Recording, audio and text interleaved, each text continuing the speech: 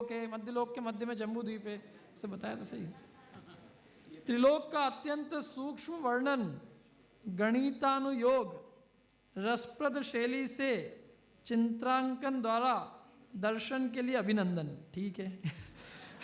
इतना सूक्ष्म वर्णन प्रयोजनभूत मोक्ष के लिए कैसे मदद रूप होता है, खुलासा कीजिए। मोक्ष गौण हो गया और त्रिलोक मुख्य हो गया है, ऐसा लगता है। देखो ऐसा है, मैं तो आपको केवल बता ही रहा हूँ, हमारे आचार्यों ने तो इसको जिनवाणी में लिखा है। मैं तो केवल आपको सुना ही रहा हूँ, मतलब मैंने तो केवल कितना काम किया है, जो चीज़ लिखी हुई है उसको पढ़ के आपको सुनाई। और हमारे आचार्यों ने तो इतनी मेहनत की कि उसको उन्होंने पूरा उसका वर्णन ग्रंथों में किया, और एक दो नहीं अनेक ग्रंथों में किया। त्रिलोक सार में, तिलोय पंडिती में, धवला में, जय धवला में, महाधवला में, अनेक ग्रंथों में, इसमें तत्वार सूत्र में, तत्वार सूत्र की बड़ी बड़ी टीकाओं में।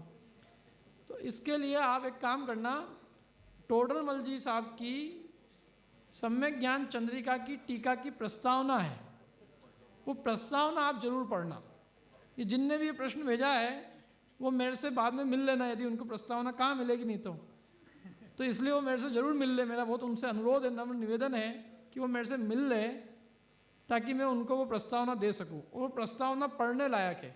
उसमें टोडरमल जी साहब ने इसकी सबकी सिद्धि करी, क्योंकि टोडरमल जी साहब ने खुद ने त्रिलोक सार की टीका रची। काय की रची? त्रिलोक सार की। मेरे ख्याल से वो शायद ही किसी ने पढ़ी होगी। हम लोग जो टोडरमल जी का झंडा लेके चलने वाले लोग हैं, हम लोगों की भी ये स्थिति है कि हमने टोडरमल जी का पूरा साहित्य आद्योपांत अध्ययन नहीं किया है। टोडरमल जी के लिखे हुए अनेक ग्रंथ है, एक मोक्षमार्ग प्रकाशक है, वो तो हमने पढ़ा होगा, वो भी पढ़ा कि नहीं पढ़ा क्या पता। लेकिन इसके अलावा उनकी त्रिलोक सार पे टीका है, गोमठ सार, जीव कांड, कर्मकांड, लब्धि सार, छपड़ा सार, इस पे टीका है, आत्मानुशासन पे टीका है। तो अनेक ग्रंथ उन्होंने रचे हैं। तो उन्होंने जब गोमठ सार की टीका चालू करी तो ना सबसे पहले ये प्रश्न उन्होंने खुद ने उठाया। जो प्रश्न आपने उठाया वो प्रश्न आज से 250 साल पहले टोडरमल जी साहब ने उठाया था। तो टोडरमल जी साहब ने उसका एक आंसर दिया कि तुम यदि अमेरिका को जानोगे, अमेरिका माने उस समय कोई भी लौकिक कोई चीज़ होगी, अमेरिका को, यूरोप को जानेंगे, तो उसको जानने से तुम्हारे राग द्वेष उत्पन्न होंगे, लेकिन स्वर्ग नरक को जानने से राग द्वेष उत्पन्न नहीं होंगे। और कदाचित किसी को राग द्वेष उत्पन्न हो भी जाए तो हो जान दो, कोई चिंता की बात नहीं है। क्यों हो जान दो? अरे नरक से द्वेष होगा तो नरक के काम नहीं करेगा। नरक से सचमुच में यदि उसको डर लगेगा तो नरक में जाने के काम से भय होगा। और यदि स्वर्ग में राग उत्पन्न हो जाएगा तो कोई बात नहीं, स्वर्ग के काम तो करेगा, तो कम से कम वो पाप से तो हटेगा। अब पूरे 3 लोक की रचना समझेगा तो वो समझ जाएगा कि चारों गति में कहीं सुख नहीं है। सुख तो कहाँ है? पंचम गति अर्थात मोक्ष में है। सिद्धालय को भी तो समझाएंगे, तो सिद्धालय की प्राप्ति का उद्यम करेगा। और जब ये 3 लोक की रचना हम समझते हैं तो हमारा जो गृहीत मिथ्यात्व है कि इस दुनिया को भगवान ने बनाया है, दुनिया का आकार ऐसा है, शेष नाग ने धरती निकाली है, वो सारी चीज़ों का सॉल्यूशन अपने आप हो जाता है। और रही बात मोक्ष, तो भैया मैं तो आपसे एक प्रश्न करता हूँ सबसे पहले, जो लोग भी करना नियोग पे प्रश्न चिन्ह लगाते हैं, कि हमारा अखबार पढ़ना और टीवी देखना वो मोक्ष मार्ग में कितना प्रयोजनभूत है। हमने सीधे इसके ऊपर तो क्वेश्चन कर दिया। मैंने आचार्यों की लिखी हुई, गणधर देव के द्वारा गुथी गई और भगवान जिनेंद्र की दिव्य ध्वनि में आई हुई चीज़ के ऊपर तो हम प्रश्न चिन्ह करते हैं, लेकिन जिससे हमारा विषय कषाय का पोषण होता है, 5 पाप करने की प्रेरणा मिलती है, 7 व्यसन करने की प्रेरणा मिलती है, उसके ऊपर प्रश्न चिन्ह नहीं करते। यदि जिनका ये प्रश्न है, यदि उनकी टीवी और अखबार, यदि ये 2 चीज़ें छूट गई हो तो फिर मैं कहूँगा कि हाँ सही बात है भैया, अब तुम जो है वास्तव में अब जो जितनी चीज़ें हैं ये करना नियोग की भी छोड़ के तुम अध्यात्म में आ जाओ और आत्मा के रस का पान करो। लेकिन यदि पूरे समय उसमें उपयोग नहीं लगेगा तो वो विषय कषाय में जाएगा, और विषय कषाय से बचने के लिए और बल्कि तत्वज्ञान की सूक्ष्मता से निर्णय करने के लिए ज्ञानी जीव भी इसका अभ्यास करते हैं। यहाँ तक कि टोडरमल जी साहब ने इसकी टीका लिखी, इसलिए अपन भी इसका अभ्यास कर रहे हैं।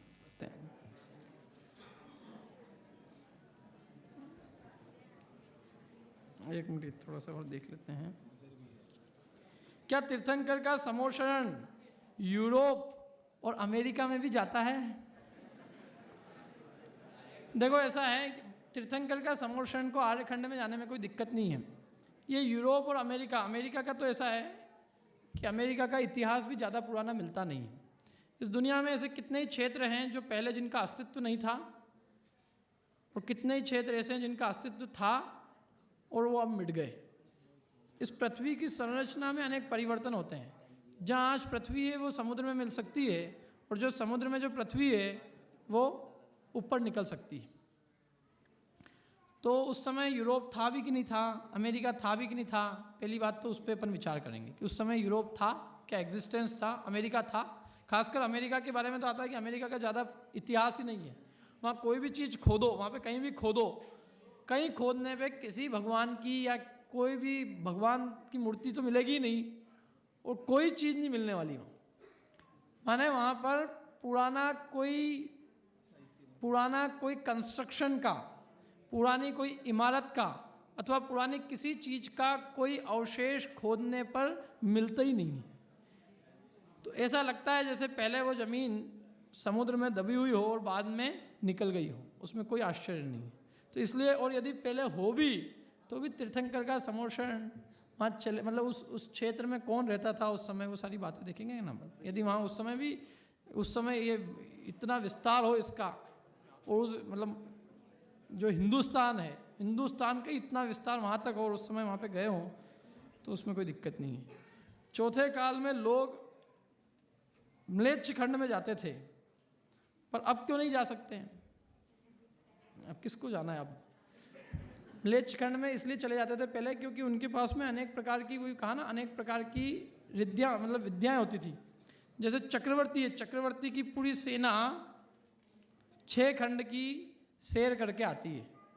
तो चक्रवर्ती के पास में 14 रत्न हैं और 9 निधि है, और वो उन निधि हैं, वो कोई सामान्य निधि नहीं है। एक एक निधि की, एक एक रत्न की हजार देव सेवा करते हैं। जिनकी सेवा करने वाले देव हों, उनकी मदद से 6 खंड में चले जाए जीव, तो उसमें क्या आश्चर्य है? कोई निधि उनको वस्त्र देती है, कोई वाहन देती है, कोई आभूषण देती है, कोई भोजन की चीज़ें देती है। ऐसी निधियां हैं उनके पास में, और उन निधियों की मदद से वो सब जगह चले जाते हैं। चर्म रत्न होता है, तो पूरा नदी के ऊपर पूरा का पूरा चर्म रत्न बिछा के पूरा का पूरा क्रॉस कर जाते हैं। वो विजयार्थ पर्वत की गुफा है, तो वो दंड रत्न होता है, दंड रत्न से उसकी गुफा का जो कपाट होता है, उस कपाट को भेद देते हैं। तो ये सब चीज़ें होती है। आज अपने पास में वो चीज़ उपलब्ध नहीं है, इसलिए अपन जा नहीं सकते। नरक गति में कौन सी पर्याय होती है, स्त्री या पुरुष? नरक गति के सब जीव नपुंसक होते हैं, द्रव्य से भी और भाव से भी। माने उनके भाव भी नपुंसक जैसे होते हैं, और उनका शरीर की जो रचना है वो भी नपुंसकों जैसी होती है। नारकियों की साज कौन सी होती है? क्या है नारकियों की? क्या है? भाषा। नारकियों की भाषा कौन सी होती है?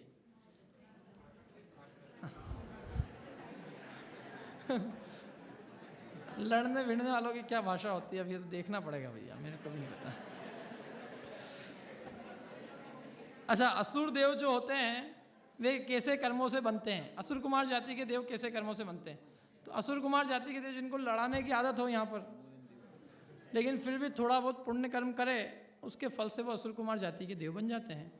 असुर देव को भी नरक की वेदना नारकी जीव जैसी होती है या नहीं होती? असुर कुमार जाति के देव को कोई वेदना नहीं होती। असुर देवों को कर्मों की निर्जरा कैसे होती है? वो तो पूरे दिन मारते रहते हैं। पूरे दिन नहीं मारते रहते हैं, वो कभी कभी जाते हैं नरक में। जब भी उनको लड़ाने की इच्छा होती है तभी जाते हैं, उसके अलावा नहीं जाते। और जब जाते हैं तब निर्जरा नहीं होती, उसके अलावा भी उनको कैसे निर्जरा होगी? कर्मों की निर्जरा तो वैसे भी बिना सम्यक दर्शन के कैसे होगी भाई? अमेरिका, यूरोप, चीन वगैरह आर्यखंड में कि म्लेच्छ खंड में? आर्यखंड में। Where is space in terms of modern science? Where is universe, galaxies, stars etcetera? ये सब टॉप में ना, मैंने कहा ना वर्टिकल में। ये सब जब अपन ऊपर जाते हैं तो ऊपर जाने पर सारे प्लेनेट्स है, कितनी गैलेक्सीज है, गैलेक्सीज कितने सन है, मून है, उनके प्लेनेट्स है, वो सारी चीज़ें इतनी न्यूमरस गैलेक्सीज है, वो सब ऊपर है।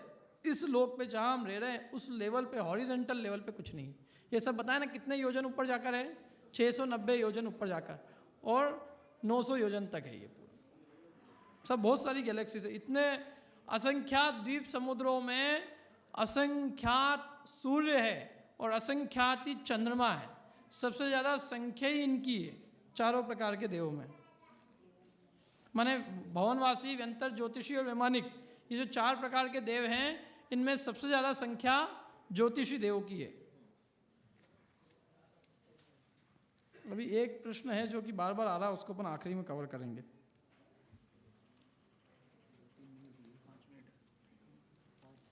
तो उसको ले लेते हैं अपन एकदम सा। एक ये प्रश्न है कि भरत क्षेत्र में दिन है तब विदेश क्षेत्र में रात है, तो इंडिया में दिन होता है और अमेरिका में रात कैसे हो सकती है, क्योंकि दोनों ही भरत क्षेत्र में ही है। तो ऐसा है भाई, इसका एग्जैक्ट तो क्या है, वैसे भी ये इतना बड़ा क्षेत्र है, कितना बड़ा क्षेत्र है देखो आप, अपन ने देखा ना, तो उतने बड़े क्षेत्र में जब वो एकदम कोई टॉप पे कोई चीज़ होगी एकदम, तो जो टॉप पे होगी तो वो विदेश क्षेत्र के पास में है, विदेश क्षेत्र के उधर है ना, उधर की साइड, तो उधर की साइड में यदि विदेश क्षेत्र में जिस समय एकदम रात हो रही होगी, तो उस समय में वो पास में होने से वहाँ पे भी रात होने में कोई दिक्कत नहीं है। और फिर भी इसके अलावा भी यदि पूरा कोई सेटिस्फेक्शन नहीं हो कि एकदम 12 घंटे का अंतर आता है, तो वो उसका उत्तर जो है अपन, मतलब मैं स्वयं भी उसकी खोज में हूँ कि भाई इसका पूरा हिसाब किताब कैसे है। और क्या है देखो, you are trying to say that life exist on moon. Life तो एग्जिस्ट करती है ना, वैसे भी ह्यूमन लाइफ एग्जिस्ट करती है कि नहीं करती बात अलग है, बाकी लाइफ तो एग्जिस्ट है। अब ह्यूमन लाइफ भी, ह्यूमन लाइफ तो वो जो यदि कोई गया हो, यदि कोई मनुष्य, विद्याधर मनुष्य वहाँ जाके खड़ा हो जाए, तो लाइफ एग्जिस्ट हुई कि नहीं हुई उसकी। और तो ये ऑर्बिटल रोटेशन है। 7th Prithvi sweat day refers to 7 planet present inside that. 7वीं पृथ्वी जो है ना, 7 पृथ्वी कही, ये प्रश्न ये है कि क्या 7 पृथ्वियाँ 7 प्लैनेट से रिफर करती है, तो मेरा उत्तर ये है कि 7 पृथ्वी का 7 प्लैनेट से कोई संबंध नहीं है। Where is other planets, Mercury, Jupiter, Saturn, ये नाम अलग अलग है। जो अपन ने 88 ग्रह बताए, 88 ग्रह, ये 88 ग्रह के अंदर सब आ जाते हैं। ये मर्क्यूरी भी आ जाएगा, जुपिटर भी आ जाएगा, सैटर्न भी आ जाएगा, सब आ जाएंगे। As per science only Jupiter has 4 moons, so how interpret according to Jainism. ये जुपिटर के भी 4 सन हो कैसे गए? जुपिटर तो ही नहीं उन 4 सन का स्वामी है। सन जो है वो तो अपने एक जगह पर है। आप उसको जुपिटर का कहो चाहे अर्थ का कहो, अपन उसको कह रहे हैं कि वो एक मेरू संबंधी है, और वो कह रहे हैं कि वो जुपिटर के हैं। कहने के अंदर अंतर्गत अंतर है, लेकिन वो सन तो वो भी कह रहे हैं ना कि इतने सन हैं, अपन भी कह रहे हैं उतने सन हैं। 4 सन जो है वो लवण समुद्र में है, अपन भी कह रहे हैं 4 सन लवण समुद्र में है। ऐसे ये उत्तरी ध्रुव और दक्षिण ध्रुव पर 6 महीने दिन और 6 महीने रात रहती है, तो 2 सूर्य एवं 2 चंद्रमा का समाधान कैसे हो सकता है? इस प्रश्न का उत्तर, मतलब ये प्रश्न अच्छा है, इसका उत्तर अपन विस्तार से अपन बाद में, मतलब इसका उत्तर मैं स्वयं भी खोज में हूँ, सीधी सी बात। To get the depth of this topic which are the sources means which are shastra, ये अच्छा प्रश्न है। कौन कौन से ऐसे शास्त्र है जिससे अपने को इस विषय की ओर गहराई में जा सकते हैं, इस विषय को गहराई से समझा जा सकता है? तो एक तो है तत्वार सूत्र की टीकाएं, तत्वार सूत्र की जितनी भी टीका है, सर्वार सिद्धि, उसके अलावा राजवार्तिक, अर्थ प्रकाशिका, तत्वार सूत्र की 3 टीकाएं हैं, राजवार्तिक, अर्थ प्रकाशिका और सर्वार सिद्धि। इन 3 टीकाओं के अलावा जो इसका पूरा लोक का जहाँ वर्णन है वो है त्रिलोकसार और तिलोय पंडिती। कौन कौन से 2 ग्रंथ हैं? त्रिलोकसार और तिलोय पंडिती। त्रिलोकसार को तो सरल भाषा में समझने के लिए टोडरमल जी की एक टीका है। टोडरमल जी ने खुद ने अपनी भाषा में त्रिलोकसार के ऊपर एक टीका लिखी है, और वो टीका यदि अपन पढ़ लें तो पूरा त्रिलोकसार का स्वरूप समझ में आ सकता है। और क्या है, हम जिस पृथ्वी पे रहते हैं उसे क्या कहते हैं? कौन सी पृथ्वी पे रहते हैं अपन? रत्न प्रभा पृथ्वी है, और उसके ऊपर ही ऊपर का हिस्सा है चित्रा पृथ्वी। तो हम जो पृथ्वी पे रहते हैं वो पूरी मोटी के हिसाब से देखें तो एक रत्न प्रभा है, और ऊपर का केवल एक हिस्सा देखें तो चित्रा पृथ्वी है। भारत के रात दिन के समय में और विदेशों के रात दिन के समय में अंतर क्या होता है? प्रश्न अपन ने पहले लिया ही सही। हम यहाँ भरत क्षेत्र में ही ऐसा कैसे प्रमाण हम दे सकते हैं? हम भरत क्षेत्र में ही ऐसा प्रमाण कैसे दे सकते हैं?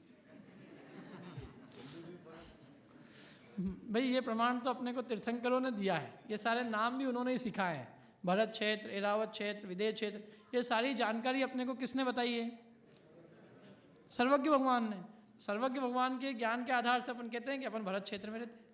ऐसा प्रमाण अपन जिनवाणी के आधार से देते हैं और कुछ नहीं है। नरक में सम्यक दर्शन कैसे होता है? नरक में सम्यक दर्शन होने के 3 कारण हैं। एक वेदना अनुभव, जाति स्मरण और तीसरा धर्मोपदेश। 3 बात वाले की ये हो गया था अपने, सब हो गया। दिव्य ध्वनि प्रश्नोत्तर रूप होती है या धारा प्रवाह रूप? ये हो गया। दिव्य ध्वनि प्रश्नोत्तर रूप होती है, धारा प्रवाह रूप। दिव्य ध्वनि जो है, भगवान की दिव्य ध्वनि कैसे खिलती है देखो। भगवान कभी मुख से नहीं बोलते, होठ नहीं हिलते। मुख और होठ से जो बोलते हैं वो इच्छापूर्वक होती है, मतलब जिनको इच्छाएं होती है उनकी जो वाणी निकलती है वो होठ हिलने पूर्वक होती है। लेकिन भगवान को चूंकि इच्छा नहीं होती है, इसलिए उनके होठ हिलने के व्यापार रूप दिव्य ध्वनि नहीं खिलती है। उनकी दिव्य ध्वनि खिलती है सर्वांग से। सारे अंग, जितने भी शरीर के जितने भी अंग है, सभी अंगों से ध्वनि खिलती है। और वो ध्वनि खिलते समय जब निकलती है तो ओंकार रूप होती है और अनक्षरात्मक होती है, अक्षर रूप नहीं होती है। और जब कान के अंदर पहुंचती है तब वो अक्षरात्मक होती है। तो वो दिव्य ध्वनि तभी खिलती है जब दिव्य ध्वनि खिलने का काल होता है। एक दिन के अंदर 7 घंटे 20 मिनट जो टाइम है, उतने ही टाइम दिव्य ध्वनि खिलती है, बाकी टाइम वो खिलती नहीं रहती है। अनंत भगवान को तो बाकी का कोई विकल्प नहीं है, नहीं है विकल्प। दिव्य ध्वनि देवकृत अतिशय है। दिव्य ध्वनि देवकृत अतिशय नहीं है। दिव्य ध्वनि तो भगवान के 8 प्रात्यार्यों में एक प्रात्यार्य है। देव सर्वज्ञ नहीं है। कौन से देव? देवगति के कि देव? दिव्य ध्वनि को गूंथने वाले गणधर भी सर्वज्ञ नहीं है। फिर समग्र दिव्य ध्वनि का सार गणधर कैसे समझ लेते हैं, ग्रहण कर लेते हैं? ये प्रश्न अच्छा है कि दिव्य ध्वनि का सार, दिव्य ध्वनि जो है, दिव्य ध्वनि को झेलने वाले जो होते हैं वो गौतम गणधर आदि गणधर होते हैं। गणधर वही होते हैं जो कि बुद्धि रिद्धि से संपन्न होते हैं। बुद्धि रिद्धि होती है बीज रिद्धि, पद रिद्धि, कौंठस्थ धान्योपम रिद्धि, संभिन्न संश्रोत्री रिद्धि। तो ये 18 महाभाषा और 700 लघु भाषाओं में जो एक इन इतनी सारी भाषाओं में जो ध्वनि खिलती है, उसको धारण करने की सामर्थ्य से युक्त व्यक्ति होना चाहिए। और इतने से बीज को सुन के और एक पद को सुन के पूरे द्वादशांग की रचना करने की सामर्थ्य वाला व्यक्ति होना चाहिए। और अनेक प्रकार की भाषाओं को एक साथ सुनने समझने की शक्ति वाला होना चाहिए। और वो शक्ति केवल गणधर में होती है। इसलिए गणधर देव की उपस्थिति के बिना कभी भगवान की दिव्य ध्वनि नहीं खिलती। और दिव्य ध्वनि वो भगवान उसमें है ना, गणधर देव में इतनी शक्ति है।